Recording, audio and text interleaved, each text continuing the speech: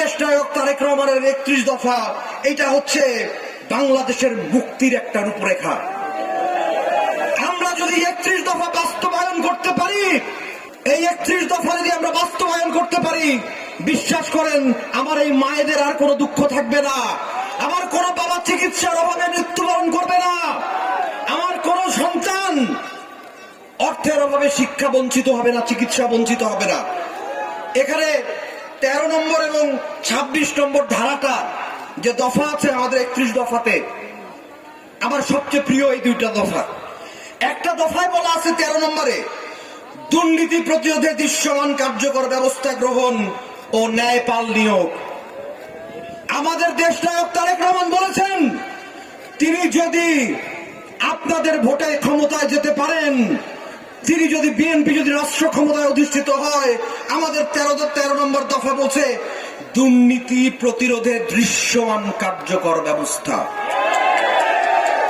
টানা সপ্তমবারের মতো best tissue paper brand হিসেবে স্বীকৃতি পেয়েছে বসুন্ধরা টিস্যু। আমরা আজকে এই ছাত্র জনতা তরুণ সমাজ প্রতিজ্ঞা করতে চাই, নির্বাচনের মতো নির্বাচন হবে, তারেক রহমান প্রধানমন্ত্রী হবে ইনশাআল্লাহ। বিএনপিকে কখনো নিঃশেষ করা যাবে না, এটা প্রমাণিত হয়েছে, বিগত ১৭ বছরে প্রমাণ হয়ে গেছে। শেখ হাসিনা বুলডোজার ছাড়াও বিএনপি থেকে একটা কর্মী কমাইতে পারে নাই। বিএনপিকে আওয়ামী লীগ কখনো নিশ্চিহ্ন করতে পারবে না, বিএনপিকে অন্য কোন শক্তি কখনো নিশ্চিহ্ন করতে পারবে না। কিন্তু বিএনপির যদি ধ্বংস হয়, সেইটা হবে বিএনপি ৫ই আগস্টের পরে বিএনপির কিছু নেতাদের কারণে। এরা যা শুরু করেছে, এদের কারণে আজকে সারা দেশব্যাপী বিএনপির দুর্নাম হয়েছে।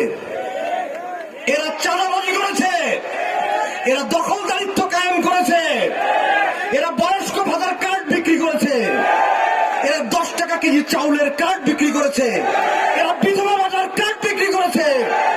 যেই নেতার কাছে ১০ টাকা কেজি চাউলের কার্ড নিরাপদ না, ওই নেতার কাছে নেতৃত্ব কোনোদিন নিরাপদ হতে পারে না।